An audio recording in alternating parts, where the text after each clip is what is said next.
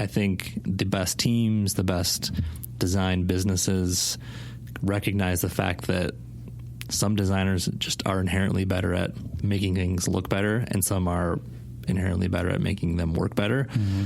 So it's about sort of tapping into those strengths depending on what the opportunity provides. Welcome to the Schmidt List, the podcast for people dedicated to managing successful projects, developing impactful products, and building engaged teams. And now, here's your host, Kurt Schmidt. Peter, thanks for joining me on the show today. Thanks for having me. So you are over at Zeus Jones, and you're a partner there, right? So yes. How did you get into design and the whole world of advertising and design and all that? Where did that start from? Sure. So I think it kind of dates back to high school, actually. Kind of getting my hands on some computers and some software, and mid-late 90s. Were you a doodler? I was. Yeah. But, even as I think back to like doodling as a kid, it was actually kind of less doodling and I was designing, whether it was like cars or mazes or whatever, like very like precise drawings and designs, right? I never just like... You weren't doing watercolor? No. It's like had to be straight, like 90-degree corners. Yep. But yeah, in high school, I really got into, doing some like AV stuff, like produce some like, TV shows and stuff at school. Cool. And then through that, really kind of got exposed to more software and started playing around with like Photoshop and doing some kind of like video production, animation kind of stuff. Cool.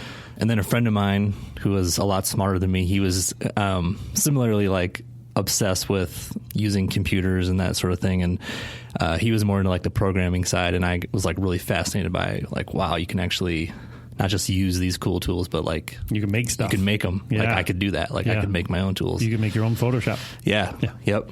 So I actually kind of got into it more from like the tech side of things. Right.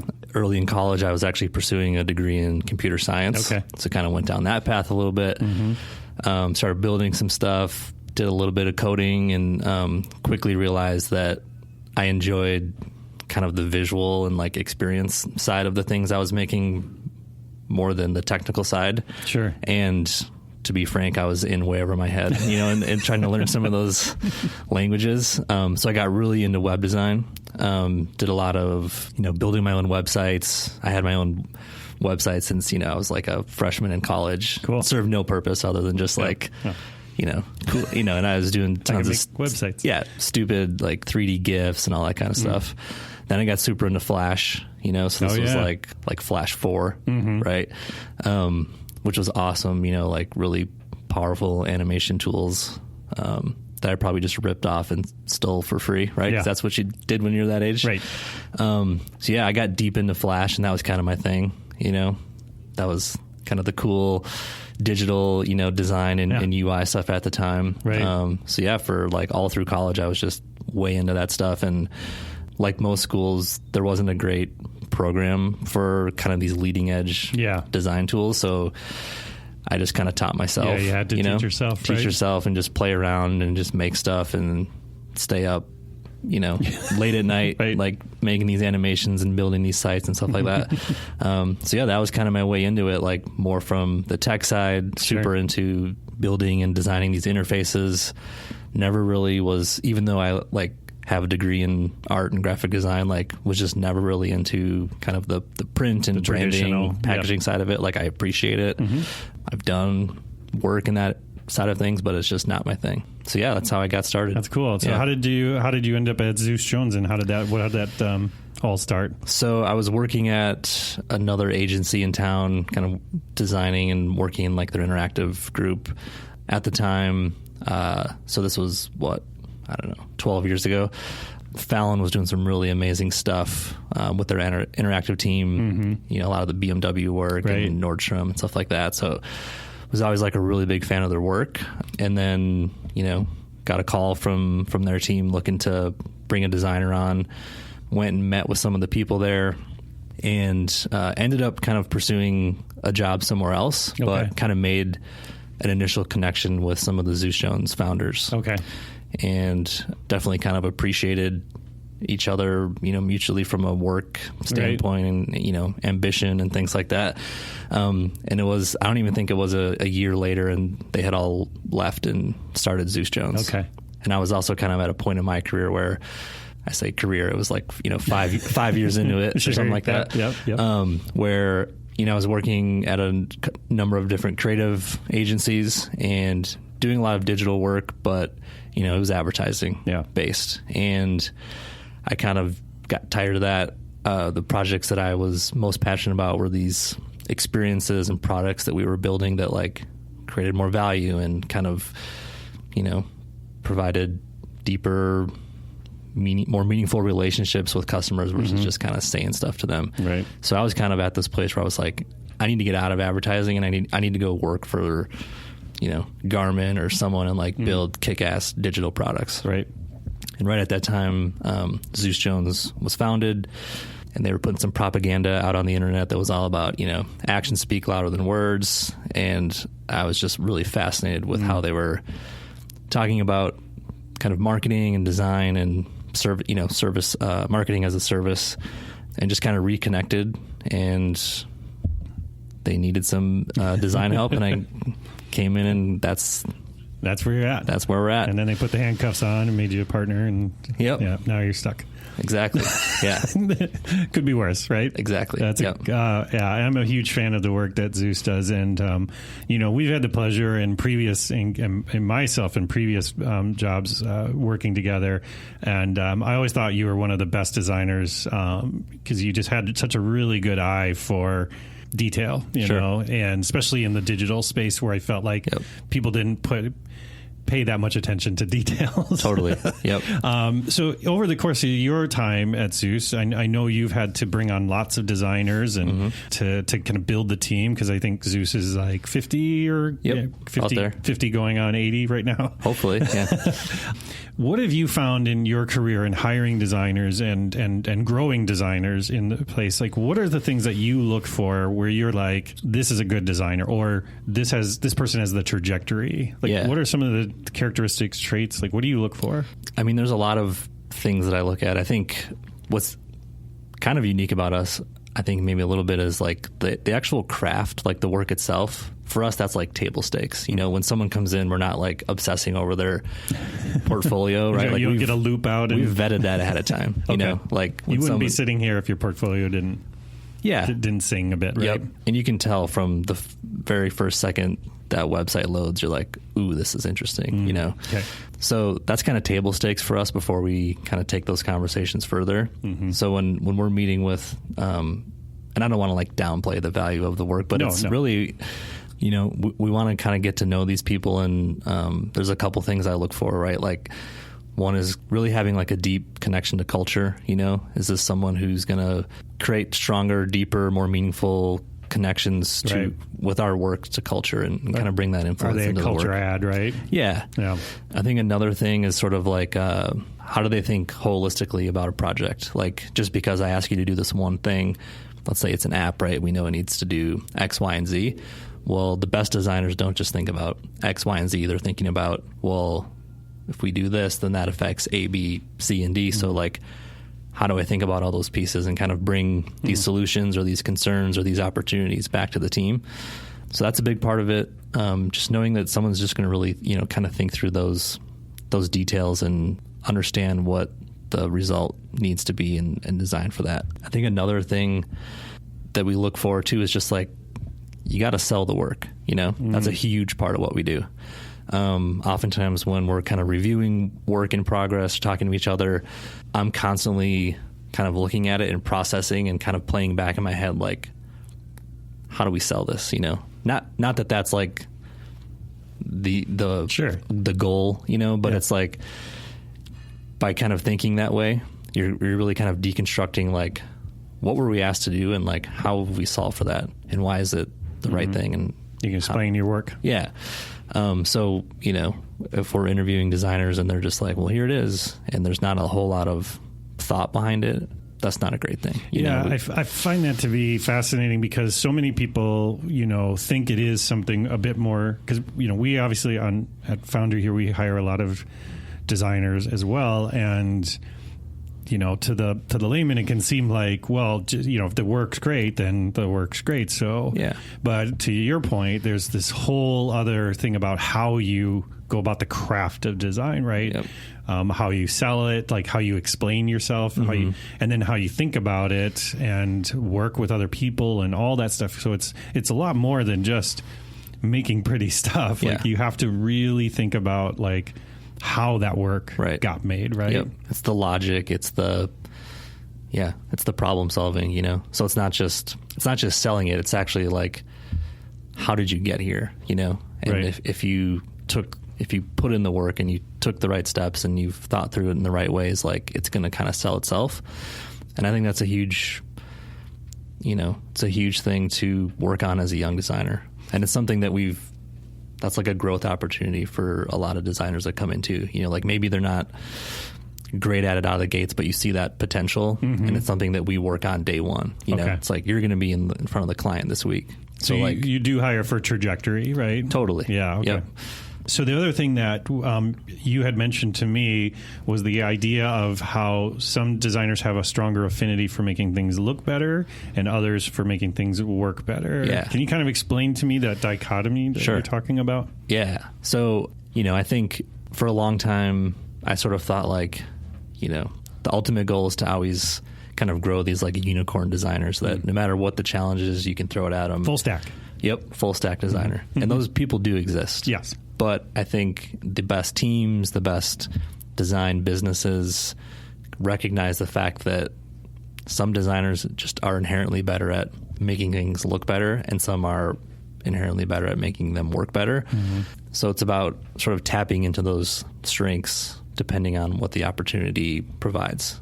And I think, you look at companies like Google, right? And from a design standpoint, for many years, it was very clear that they were focused on making things work better, right? Oh, yeah. Google's never really known to be a design company. That's what material design is, right? It is like, here's a framework. You don't have to think anymore. It's all taken care of. Thanks, bye. I would actually say material design was a huge step in kind of their evolution as becoming more of a design-focused company. Like pre-material design. Oh no, it was terrible. A mess. Yeah, and you hear about like these horror stories of like how they would make design decisions where they would just test 50 Shades of Blue. Like that was the design process, and the data would make the decisions for us. But clearly, there's been a point in time where they've really kind of elevated the importance of design for their culture. But don't you think with material design, and again, you're a designer, I'm not. Yeah. I mean, don't you think the pendulum swung a bit too far though, the other way, where we're gonna now we're gonna lock it all down, like you don't need to ever color outside the lines again. Right. I do think there is some value in creating consistent experiences. Yes. So there's some give and take there. I'm a big fan of material design. I think it's beautiful, and I appreciate the minimalism and the cleanliness of it. I think they promoted it not just as hey, we've kind of solved some of our own problems, but we fixed some of yours too. Totally. So that's I think stylistically, to your point, like I think material design is great, but I think it's how people use it where I've seen it kind of, again, it's like a hammer, right? Like everything looks like a nail. Right. I think the thing I appreciate most about it is how Google uses it. Yeah.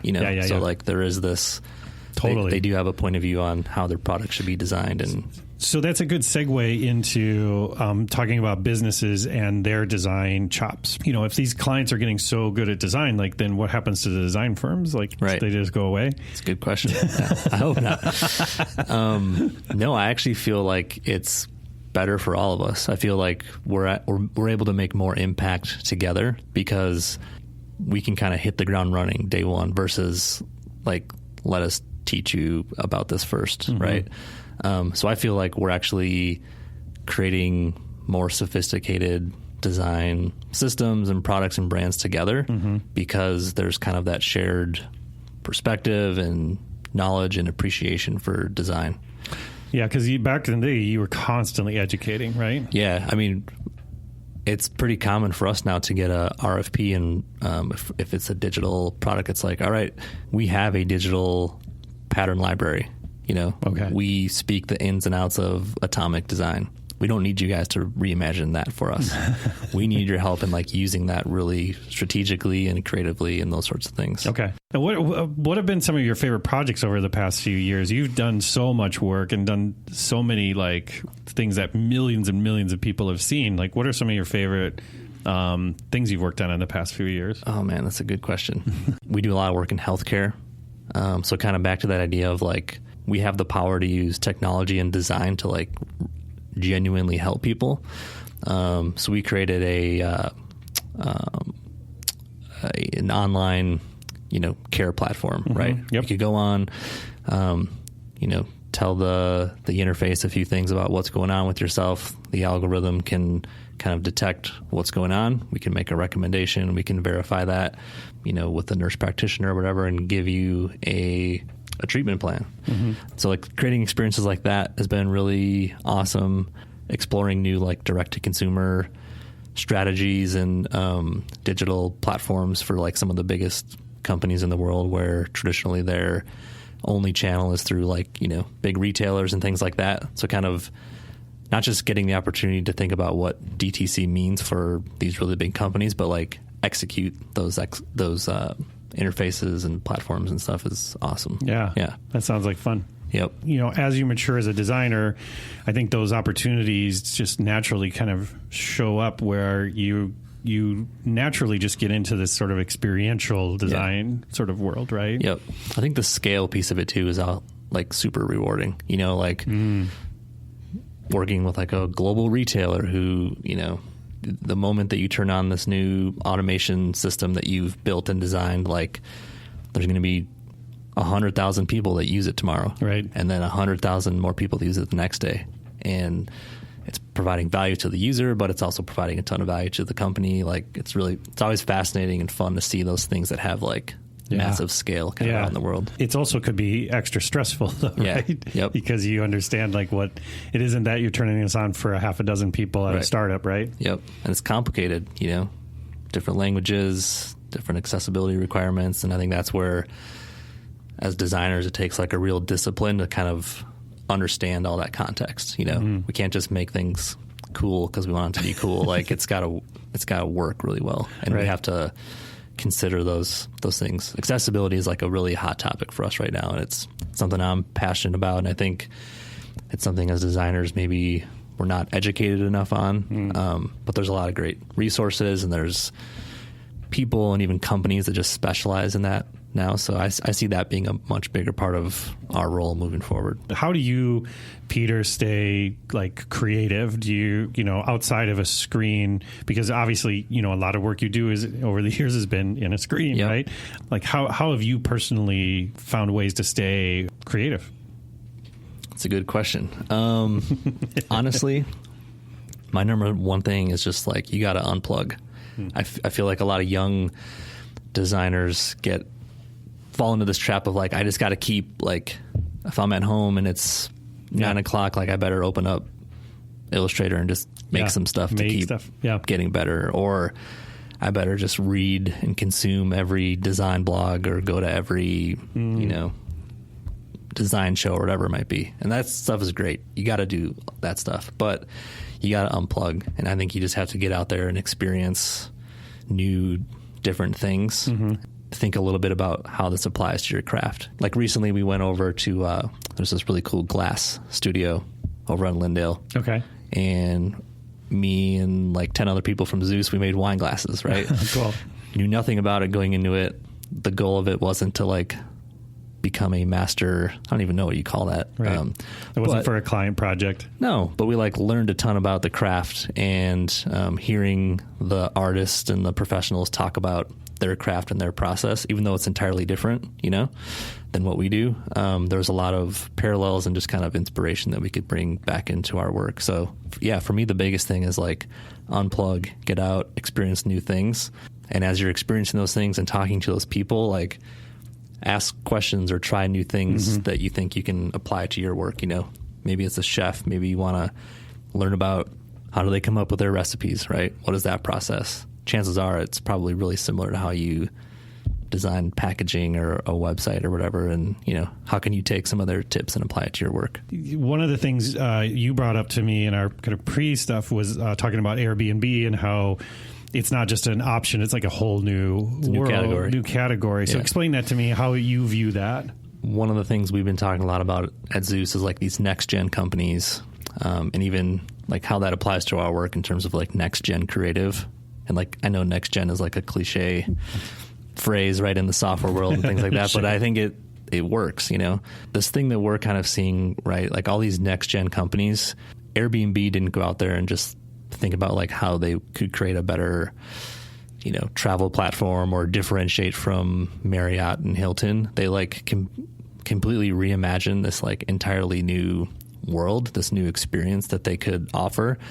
And by starting to kind of execute against that vision, they've created something entirely new. It's in a category of its own, right? They're not just thinking about how they are different from competitors. They're just constantly thinking about, how do we make this experience even better? It's all about design. It is. Right? Yeah. And to your point about even the healthcare sort of space is so used to be terrible.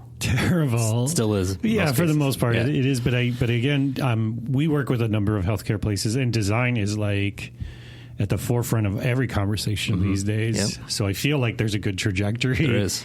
Yep. There, right? Yeah, healthcare and insurance are like the hot design categories now. Yeah. You look at like One Medical or Oscar Insurance, like they're these categories that just used to be extremely painful to work in and experience as a user. Design has become a huge priority in their cultures and their products. It's how much attention people are paying to what's happening in the world, right? Because you can't ignore it. I mean, a lot of these larger organizations thought they could ignore the Googles, Facebooks, Ubers, Airbnbs, and whichever, like, whatever, like, enjoy your little moment. Right. Not going away anytime soon. It's not going away. Yeah. Because I remember, again, you were part of this era too, back when Facebook had applications, right? Yeah. And things like that. And people thought like, oh, this is going to be a platform and whichever. And now here we are years later, it's like influencing elections. Yeah. It's like, again, like you can't, I feel like the point I'm trying to make is that you can't really just take things for granted just from what you're seeing it there. And I think that's why design in business these days is so important, because design also can help give you a window into the future, right? Definitely. About where things are going to go and what are the potential and possibilities, right? So speaking of potential and possibilities, I mean, what's happening at Zeus Jones these days? Where is the company going? What are you excited about, and what's on the horizon? Honestly, it goes back to that next gen idea. Like the companies that we think are like radically changing the world and influencing what we do and how we do things are these next gen companies, right? We want to work with those guys. We too kind of share that ambition of improving people's lives, making it easier to do things, like removing friction from experiences, like all those things. So yeah, we're kind of evolving in some ways that allow us to do that at more scale and things like that. There's been some ventures that we've invested in ourselves, like Plantable, which is a really cool health coaching and meal delivery service out of New York. Yeah, very cool. Definitely one of those kind of next gen companies. So that's really kind of hot right now at Zeus. You have an openness at Zeus Jones. It isn't necessarily like this is our niche and never shall we. Yep. Right? That's very intentional. That's kind of how we've always operated. I think to this day, there's probably a lot of people out there that are like, what exactly does Zeus Jones do? And I think that's actually served us pretty well, because if we've defined ourselves too much, then we probably wouldn't have got a lot of the opportunities that we have along the way. So we try to sharpen that idea just enough to connect with people in the right ways, but still kind of keep it open enough where they're going to at least consider us for the job. And 9 times out of 10, turns out we are capable of doing that, even if we haven't done it before. Sure. I think that's a big part of the way we've evolved as designers too. So I don't know if you've been to the new Minnesota United Stadium. I have driven past it. I have not been inside. So we did a bunch of like the signage and wayfinding in there based off of the branding work that we had done for them, a couple years prior to that. Yeah. And that's not a specialty of ours. Like we don't merchandise wayfinding and signage as like a, stadium signage as an expertise area. But turns out we can do it and we're pretty good at it. And a lot of those 3D design tools aren't that hard to use, and they're actually way more similar to the way we design other things than we thought. So there's all these areas of design where maybe a couple years ago we felt like, well, we don't do that, or we don't have that expertise, whether that's service design or environmental design, 3D design. Like we're kind of getting into all aspects of design because we realized we're way closer to those areas than we thought we were. That's pretty cool. Yeah. All right, Peter. Well, I want to thank you for joining me today. I learned a lot. Awesome. Thanks for having me. I appreciate it. So if I want to find out more about Zeus Jones and Peter and all the things, where is a good place to go? Well, you should go to our website, zeusjones.com. We're also pretty active on Instagram and Twitter, so go follow us over there. Yes, you are. And I definitely suggest people follow, because there's always some really thought-provoking blog posts and cool content. So. We do have a newsletter, too. We try and blast that stuff out there, so it's very cool. You can sign up on our site. Well, Peter, thank you again for taking the time. I really appreciate it. Thanks for having me. Appreciate it. Thank you for listening to The Schmidt List. If you want to learn more about how Foundry accelerates innovation, check out foundrymakes.com. And if you'd like me to speak about establishing a growth mindset at your conference or with your team, drop me a note at kurt@foundrymakes.com. Oh, and the next time you're on the internet, head to iTunes and leave the show a review. If you enjoyed this episode, please share it with a friend, because sharing is caring. I truly appreciate you taking the time to listen to the show, and I hope you have a fantastic week.